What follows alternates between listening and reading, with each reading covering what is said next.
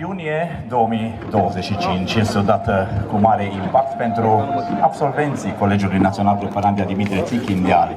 Este seara plină de emoții în care, așa cum ne-am obișnuit de câțiva ani încoace, absolvenții colegiului nostru primesc onorul cadrelor didactice, al părinților, al prietenilor și primesc, bineînțeles, și mulțumirile noastre pentru tot ceea ce au făcut pe parcursul celor 4 ani de studiu.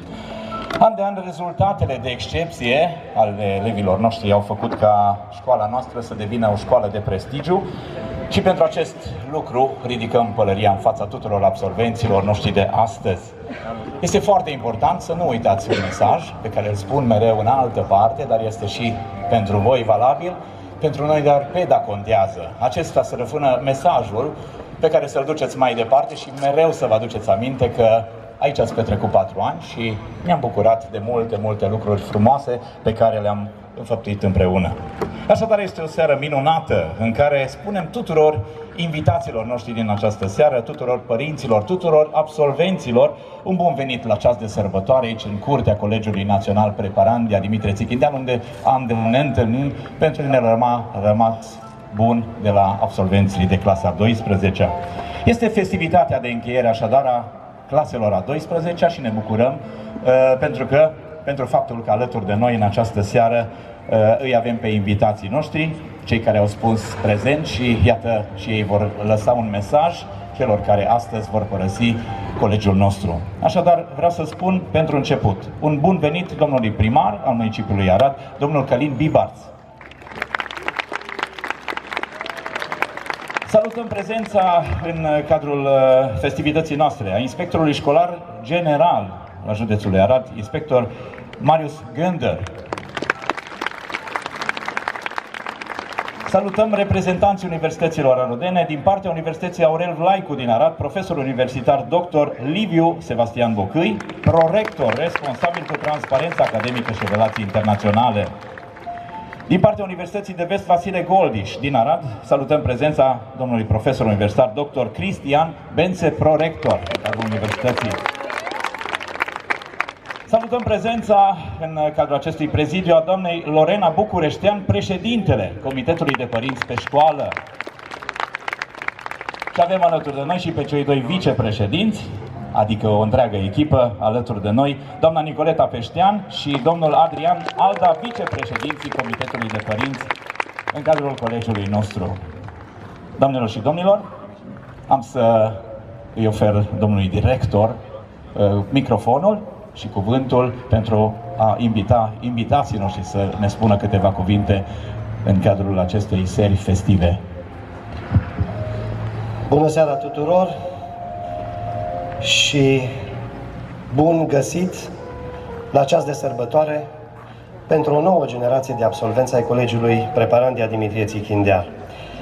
Așa cum ne-am obișnuit, festivitățile noastre sunt momente emoționante, momente pline de încărcătură pe care elevii, absolvenții le trăiesc astăzi în calitatea lor de elevi care finalizează clasele a 12-a. Pentru ei este un eveniment unic. Pentru noi, cei care suntem profesori, evenimentul se repetă an de an și, din păcate, de fiecare dată se mai adaugă câte un an la numărul deja existent.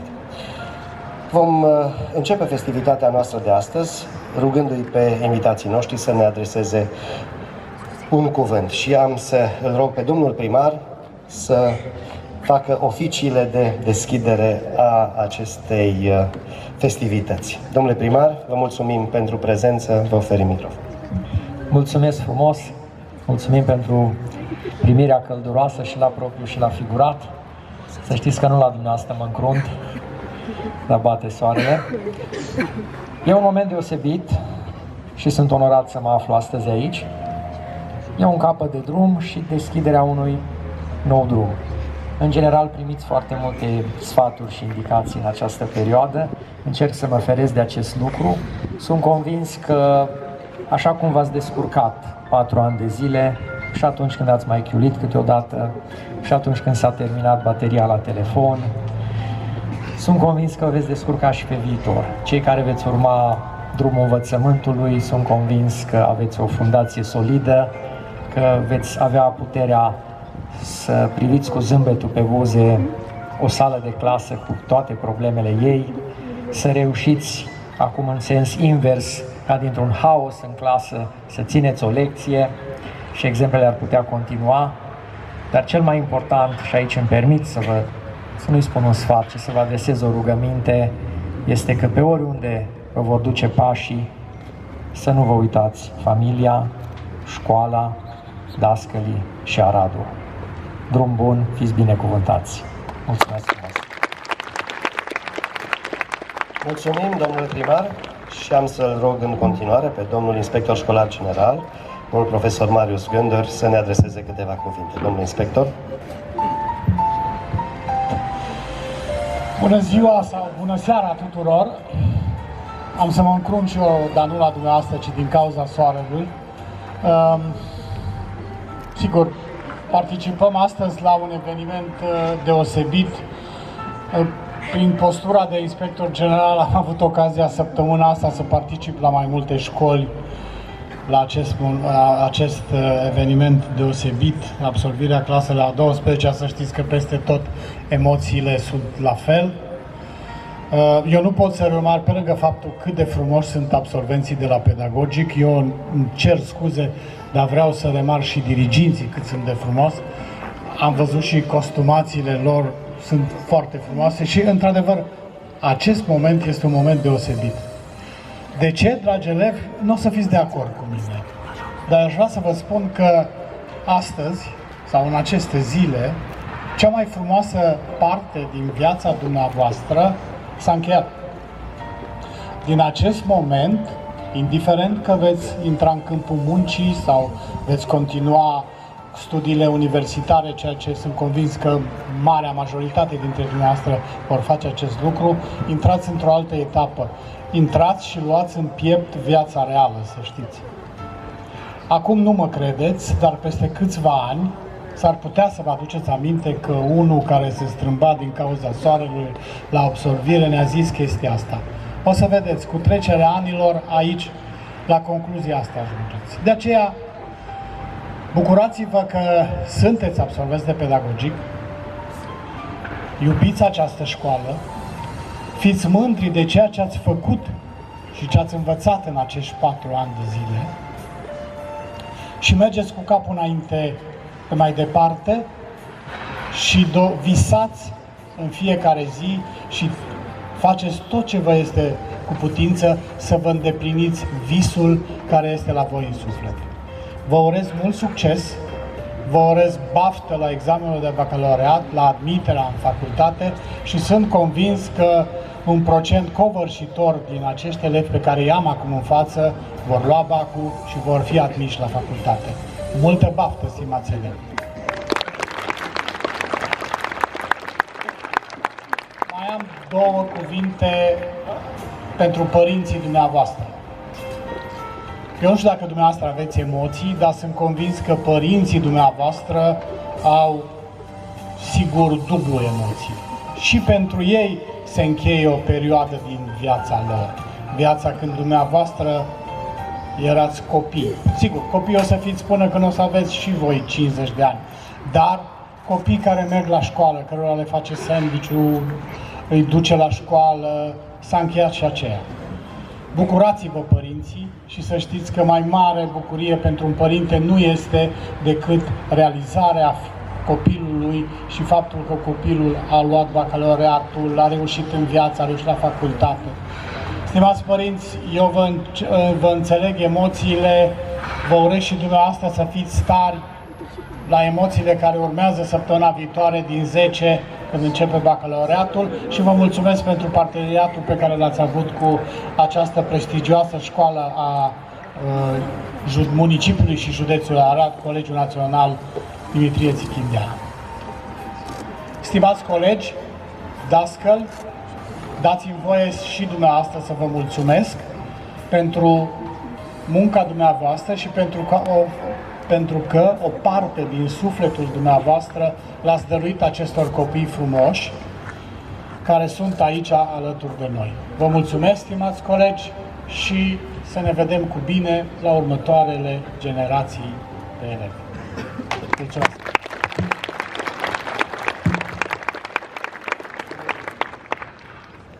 Mulțumim, domnule inspector general, și în continuare am să-l rog pe domnul profesor universitar dr. Liviu Sebastian Pocâi, prorector al Universității Aurel Vlaicu din Arad, să ne adreseze cuvântul domniei sale. Distinse domnule director, dragi absolvenți, stimați invitați, distinși colegi și părinți, este o onoare pentru mine să particip la acest moment, această festivitate atât de importantă pentru dumneavoastră, absolvirea studiilor liceare. Avem în fața noastră promoția 2025 a unei școli vocaționale cotate foarte bine în țară, nu? În profil pedagogic, și anume Colegiul Național Preparandia Dimitrie Țichindea din Arad.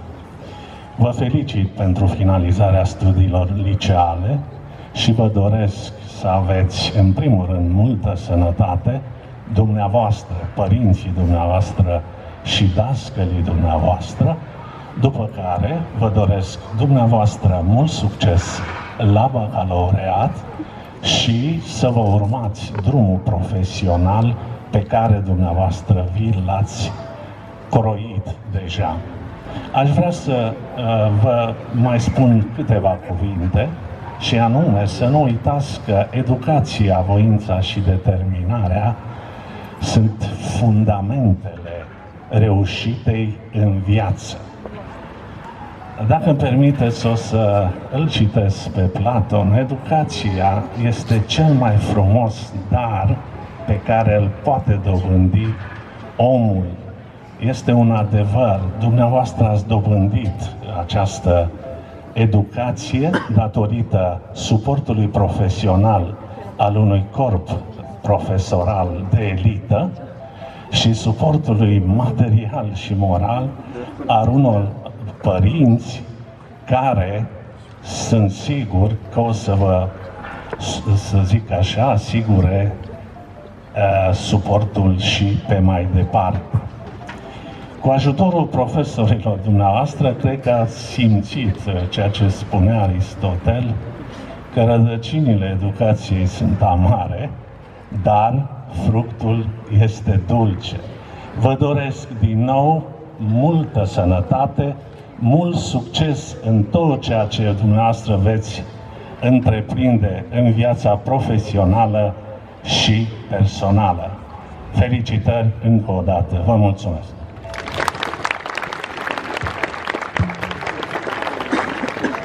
Mulțumim, domnule prorector, și în continuare am să-i ofer microfonul reprezentantului Universității de Vest Vasile Goldiș, domnul profesor universitar dr. Cristian Bențe, prorector al acestei universități și absolvent al colegiului nostru. Domnule prorector, vă rugăm. Bună seara, PEDA! Dragi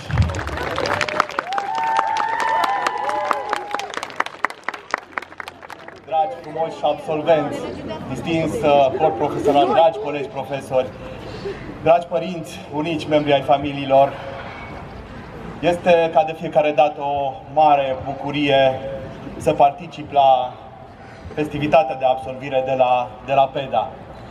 De fiecare dată vin cu emoție acasă, pentru că PEDA înseamnă pentru mine acasă. Și descoper de fiecare dată cu uimire cum o școală veche de 213 ani reușește să rămână tânără. Oarecum reușește să rămână tânără? Reușește să rămână tânără prin spiritul dascălilor și prin dumneavoastră, dragi absolvenți, dragi elevi. Voi dați tinerețe și această școală va fi permanent tânără atâta timp cât generațiile se vor succeda și tinerețea aceasta va rămâne vie în școală. Pe de altă parte, sigur că vin cu bucurie la această festivitate și la aceste festivități, pentru că, nu știu dacă știți, psihologii au descoperit, așa cum le stă bine psihologilor să descopere, un sindrom tare interesant. Acronimul lui e FOMO, Fear of Missing Out, frica de a rata ceva. Și recunosc că și eu sunt cuprins câteodată de acest sindrom, să spunem așa, când vine vorba de PEDA. Mi-e frică să pierd contactul cu PEDA. Așa că vin cu bucurie de fiecare dată ca să vă văd și să vă transmit gândurile bune din partea mea și a colegilor mei. Orice discurs de absolvire, sigur, se îndreaptă în principal înspre succes. Și fiecare dintre noi ne dorim să avem succes, nu? Imposibil să nu ne dorim să avem succes. Dar pe de altă parte, să știți că ar mai trebui să abordăm o temă. Să abordăm și tema insuccesului, a eșecului. Pentru că, la fel cum ne dorim succesul, să știți că și insuccesul sau eșecul face parte din viața fiecăruia dintre noi. Nu reprezintă decât o treaptă în devenirea noastră. În cele din urmă să știți că nu este important de câte ori veți cădea, important este că vă veți ridica, că veți merge înainte și vă veți atinge visurile. Per aspera ad astra, spuneau latinii, nu? Prin dificultăți, prin greutăți, ajungem la stele, ajungem să ne împlinim obiectivurile și idealurile. Și eu vă doresc să aveți puterea aceasta, să treceți peste orice greutate și fiți convinși că această școală minunată v-a oferit tot ceea ce era nevoie ca să fiți rezilienți, și să folosim un cuvânt la modă, să fiți rezistenți, să aveți capacitatea să vă reveniți după orice lovitură. Eu vă doresc în primul rând să fiți sănătoși, să fiți la fel de frumoși și optimiști și să depășiți orice obstacol v-ar apărea în cale. Și pentru că Universitatea pe care o reprezint nu se mândrește cu o vârstă atât de frumoasă ca și PEDA, dar se mândrește cu 35 de ani de existență. Permiteți-mi ca, în numele conducerii universității, a doamnei rector, să înmânez domnului director și Colegiului Național Preparandia Dimitrie Țichindeal diploma aniversară a Universității de Vest Vasile Goldiș din Arad și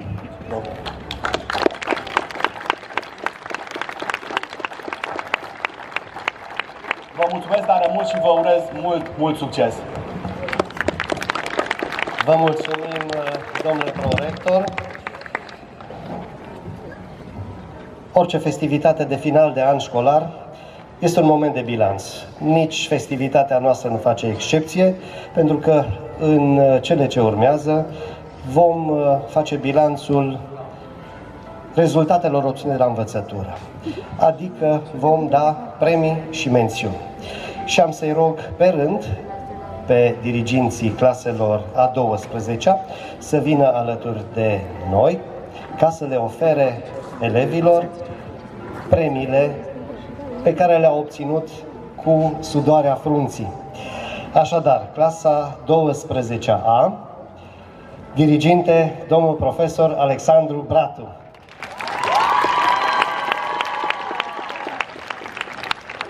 Premiul întâi, cu media 9,84 la egalitate 3 elevi, Goldiș Maria, Iovescu Daria Georgia și Rus Fabian.